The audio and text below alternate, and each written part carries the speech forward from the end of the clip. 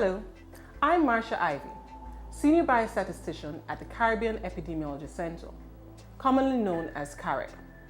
The focus of this educational series is the completion of the Medical Certificate of Death, a very important medical document both for social and public health needs. Unfortunately, the public health use of the certificates is unknown to many of our physicians. This is evident by the way in which the medical certificates of death are completed. I'm Dr. Paul Ricketts, General Practitioner and National Epidemiologist in Dominica. It's a sad but undeniable fact that despite the best medical care, people die. As physicians, we are often required to certify the causes of death by recording it on a medical certificate of death. Our role as public health practitioners is to promote health and to prevent illness or death from preventable diseases. Just as a physician must obtain a medical history and assess signs and symptoms of his or her patient, public health practitioners must assess the state of health of the population and advise on resource allocation to different health programs. This is done using different sources of public health data, and a key one being mortality records. Therefore, accurate cause of death information is very important, and if incorrect or incomplete information is recorded on death certificates, then interpretations will be misleading and the interventions inappropriate and ineffective. The Medical Certificate of Death is the one public health instrument that routinely collects disease-related information.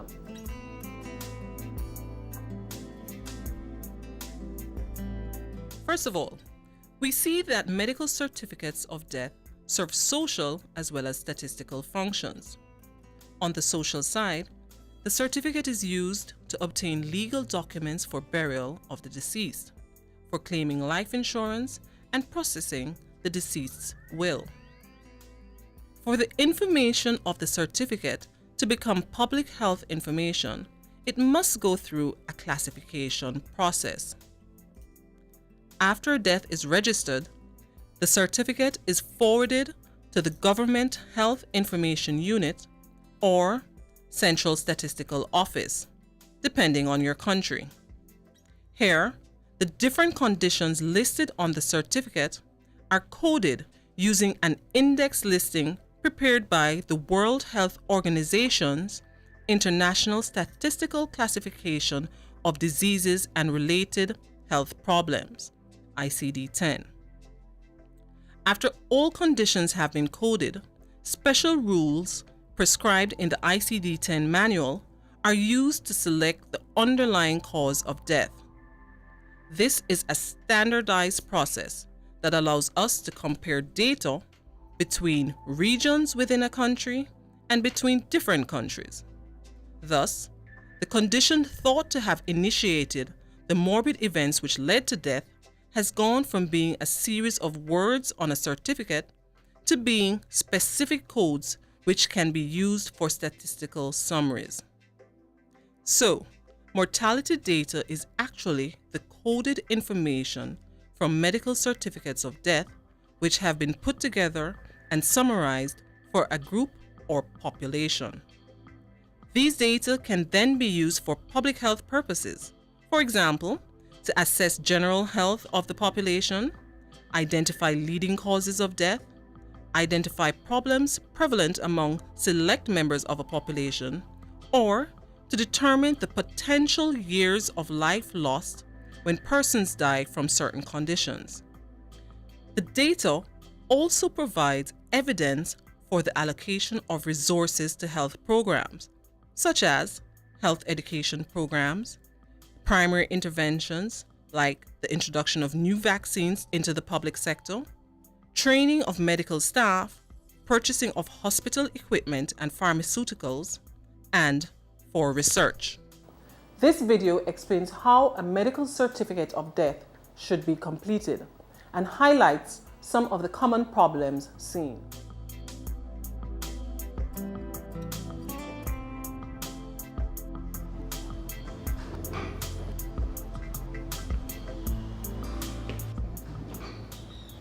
You don't look so good. What happened? The patient in 201 has just died. And Dr. Harcourt wants me to complete a death certificate. So why do you look so perplexed? Well, I only did this once in medical school.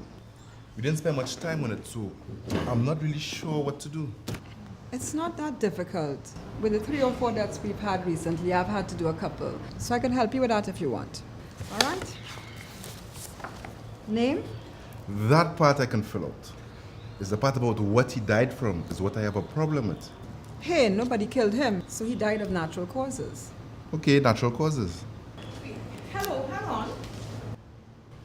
He was an old man, almost 60. It was about time for him to die. Then I'll put old age. Well, his heart stopped beating. So I could say cardiac arrest. But you could say that he stopped breathing.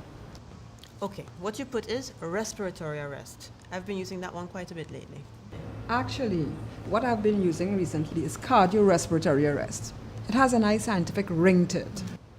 Hey, I think I like that one. So cardiorespiratory arrest it is. As amusing as this scenario may seem, it does contain an element of reality. We who work in statistics have seen certificates completed by medical practitioners with precisely these causes. Now let's see how this affects the users of the data. Good morning, Joanne. Good morning, Dr. Jones. How are you this morning? I'm fine, thank you. You're here to see the CMO? Yes, I have a 9 a.m. appointment. Please have a seat. I'll see if he's ready to see you.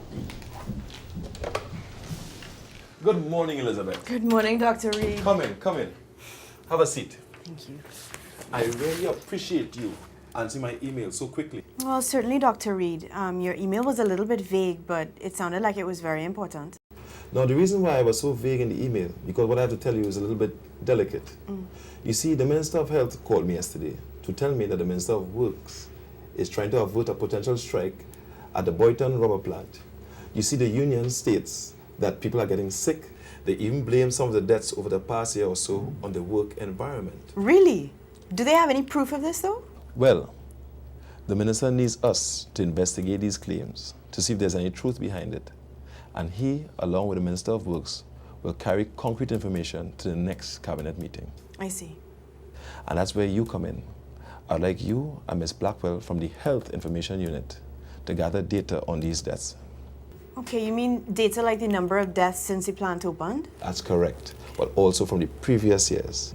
So we can compare them to see if there was really an increase in the number of deaths. Okay, well, that shouldn't be a problem since they implemented the National Health Information System at the unit. Precisely.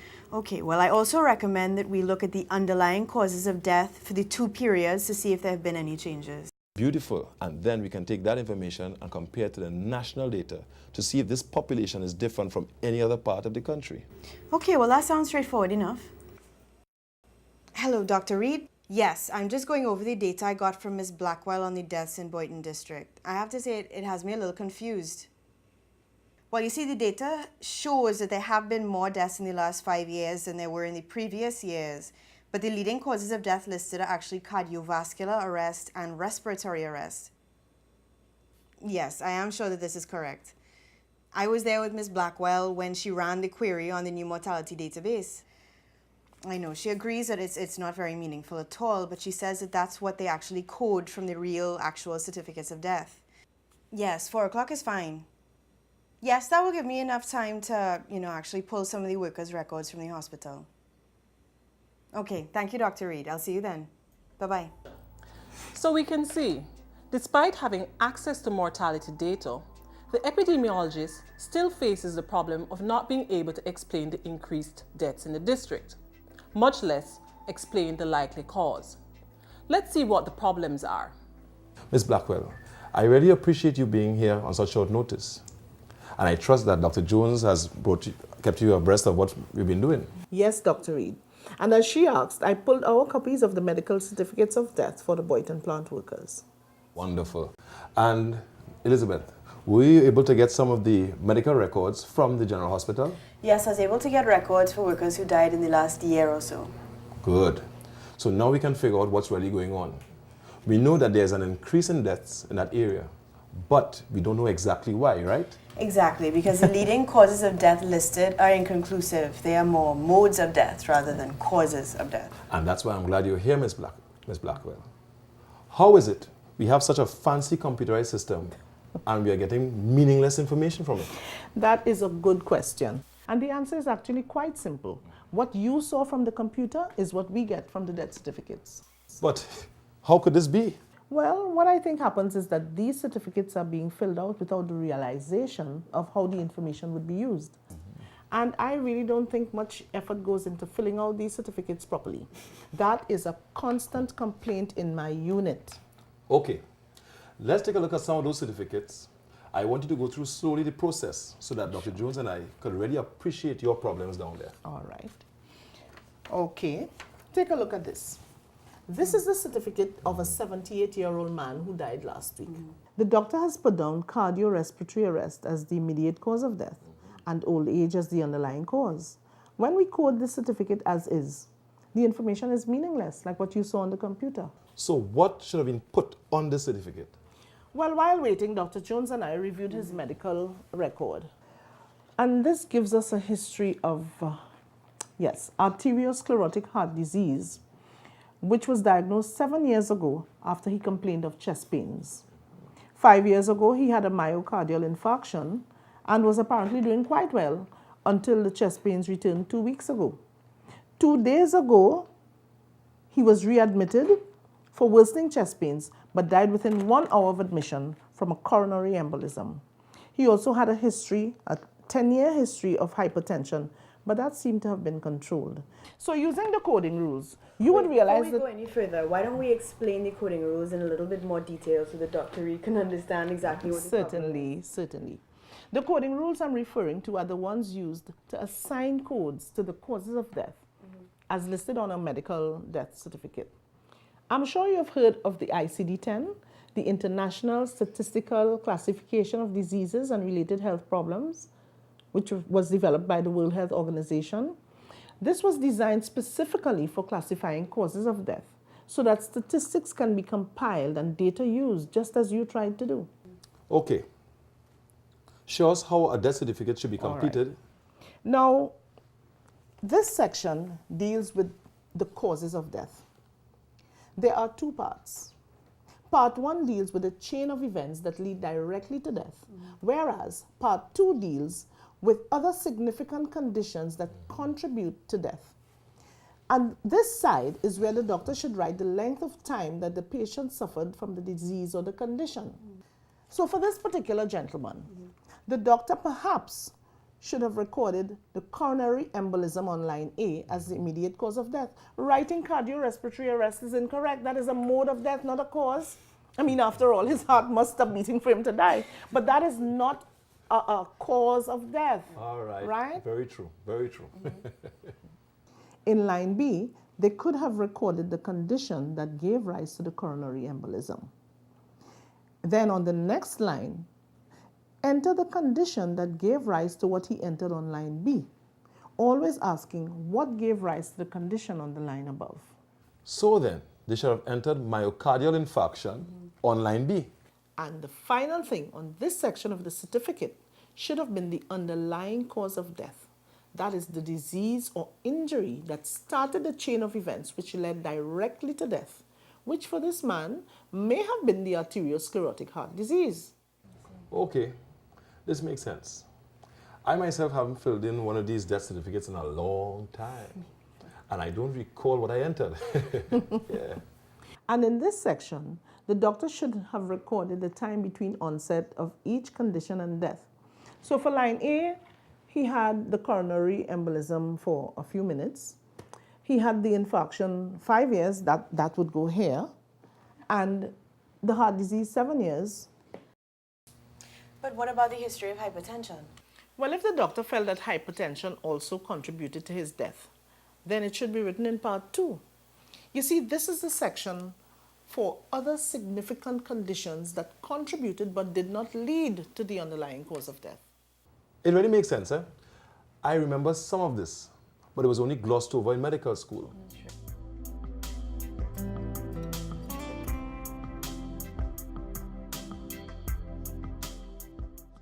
The first section of the death certificate deals with the demographic information of the deceased.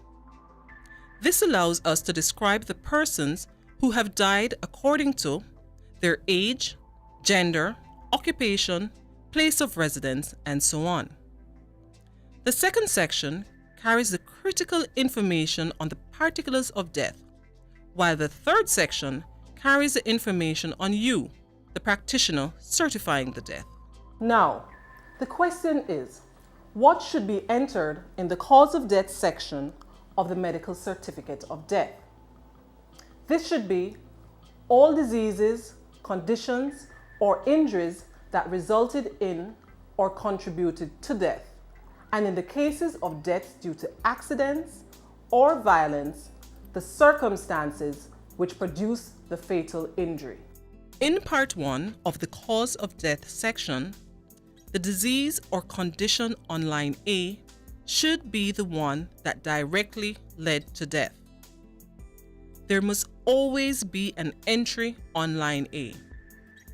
This condition can sometimes be the only condition reported in Part 1, provided it was not due to or did not arise as a consequence of any disease or injury that occurred before the direct cause of death. If the direct cause of death on line A was due to or arose as a consequence of another disease, this disease should be entered on line B. If the condition entered on line B was itself due to another condition or disease, this other condition should be reported on line C, and so on. The last condition entered in this section is considered the underlying cause of death. A condition should be regarded as being antecedent, not only in an etiological or pathological sense, but also where it is believed that this condition paved the way for the immediate cause by damaging tissues and impairing organ function, even after a long interval. After completing Part 1, the certifier must consider whether there were any other significant conditions that contributed to but did not lead to the fatal outcome. If so, these conditions should be entered in Part 2. The duration between the onset of each condition and time of death should be entered on each line of the certificate in the column provided. Where the time or date of onset is unknown, the best estimate should be made. The unit of time should also be entered in each case. For example, hours, days, months, or years. This section provides a useful check on sequence of causes. It also helps in the correct assignment of ICD codes and provides valuable information on duration of illness in certain diseases where the natural history of disease progression is being studied. What I want to know is, why aren't we getting the information from the computer? Well, as I said earlier, Dr. Reed, the quality of data on the computer depends on what we get from the certificates. You see, when coding, we face several issues. For example, there are errors in coding simply because we cannot read the doctor's handwriting. Take a look at this. I can barely make out the first two lines, but no one can understand what is written on the third line. Here, you try. Okay. All right, let's go. Cardiorespiratory distress. That's second line. That was the first line. Second line now says seizure activity. That's easy now. Third line, my goodness. What is this? I think the second word is aspiration. But I don't know what this first word is. This is really bad. But I mean, you know what they say about us doctors and our handwriting. Yes, I know. But it does cause some serious problems, as in this case, because we should be coding the last disease or condition on the list as the underlying cause of death. Yeah. But how can we do that if we cannot make it out? And so for this patient, if we don't consult the doctor to clarify information, his death will be coded as having a seizure disorder of some unknown cause, and that would not be very informative. And besides, it would not be the real cause, it may not be the real cause for his death. That's really serious, because then that would mean that all of the data on the computer is completely inaccurate. Exactly.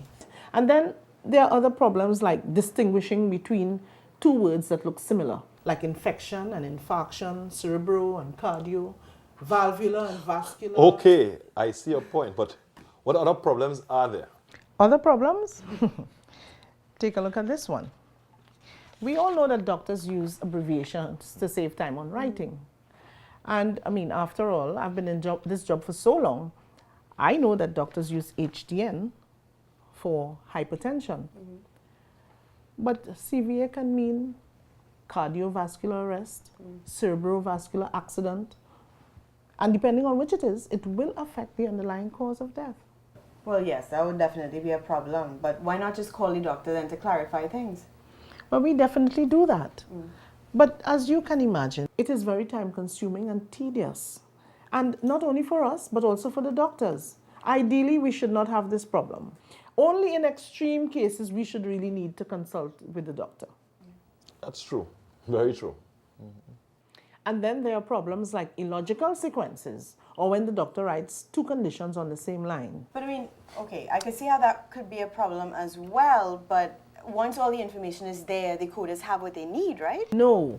You see, we have to follow the rules as set by the World Health Organization in these ICD manuals, okay?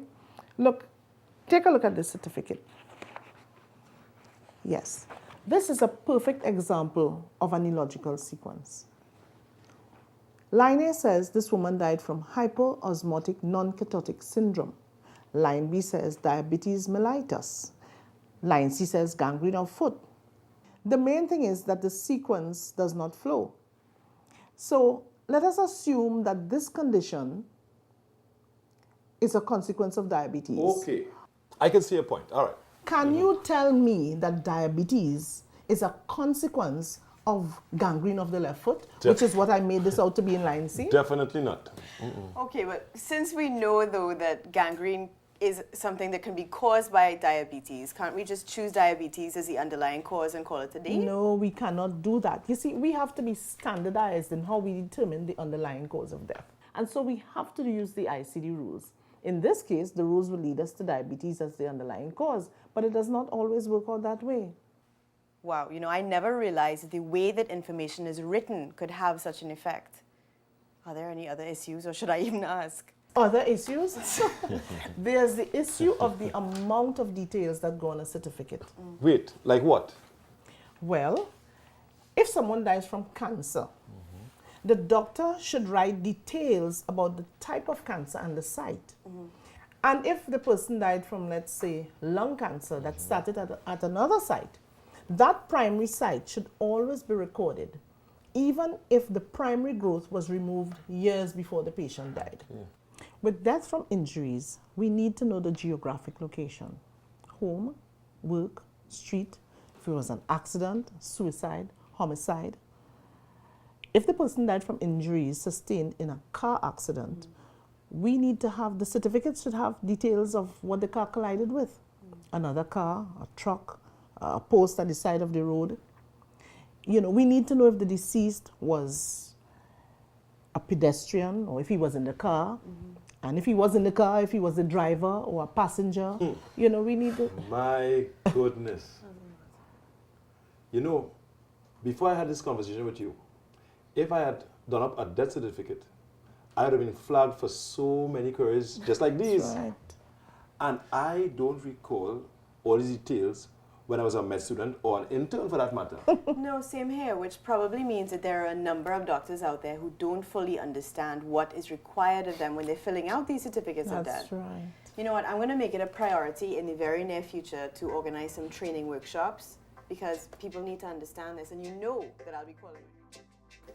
Here we see that the data is only as good as the information provided on the death certificate. Doctors Jones and Reed's conversation with Ms. Blackwell brought up many issues that affect the quality of the data in the database. Let's look at these again. In terms of do's and don'ts in completing the death certificates, you should do the following. Do use clear handwriting and write in block letters. Record diagnoses as precisely as possible while being concise. It always helps to use additional sources of information such as laboratory reports, autopsy reports, patient records, and medical history. In terms of the type of detail needed, for example neoplasms, you should describe the site and whether they are benign or malignant. If a metastasized tumor caused death, then the primary site should always be indicated, even though the primary growth may have been removed long before death. If the primary site is unknown, this should be stated on the certificate. For deaths due to post-operative complications or complications of a medical procedure, always include the condition for which the operation was performed and when the operation was performed. If the deceased was pregnant or died within 42 days postpartum, this should also be noted on the death certificate, even if the pregnancy was unrelated to the cause of death. When deaths occur from injuries, you should record the geographic location where the event took place, such as on the highway, the road, a beach, or a park. Indicate whether the injury sustained was due to an accident, vehicular or otherwise, a suicide, or a homicide. For injuries sustained in a car accident, you should include information on what the car collided with, for example, a truck or a motorbike, and whether the deceased was a pedestrian, a passenger, or the driver. Things to avoid when completing the death certificate include using abbreviations and being vague. You should never write the mode of dying, such as cardiac arrest, as the sole condition on the certificate. Avoid illogical sequences when going down from line A through to D. And avoid recording more than one condition or disease on a line. The purpose of this rigor in completing the certificate is that we ultimately want to have an accurate recording of the underlying cause of death. This is the disease or injury that started the train of morbid events leading directly to death, or the circumstances of the accident or violence that produced the fatal injury. Remember, the information entered on the medical certificate of death helps to define what diseases and medical conditions exist in each of our general populations. Now let's see what the findings were from the review done by Drs. Reed, Jones, and Ms. Blackwell. So Dr. Peter's been telling me that you've been working very hard on getting to the bottom of the whole Boynton rubber plant issue. Yes, I have, along with our national epidemiologist, Dr. Jones, and the head of the Health Information Unit, Ms. Blackwell. Well, let's get right to it. Doctors, please, tell us your findings. Okay, in summary, we found that there were 20% more deaths in Boynton District for the past 5 years when compared to the preceding 5 years. And workers from the rubber plant represent 5% of the deaths for the district. Really? Yes, well, when we tabulated the underlying causes of death for the past 5 years, we got diabetes, cardiovascular diseases, cancers, and respiratory diseases as the top 4. But that sounds like the same causes we see nationally. That's true.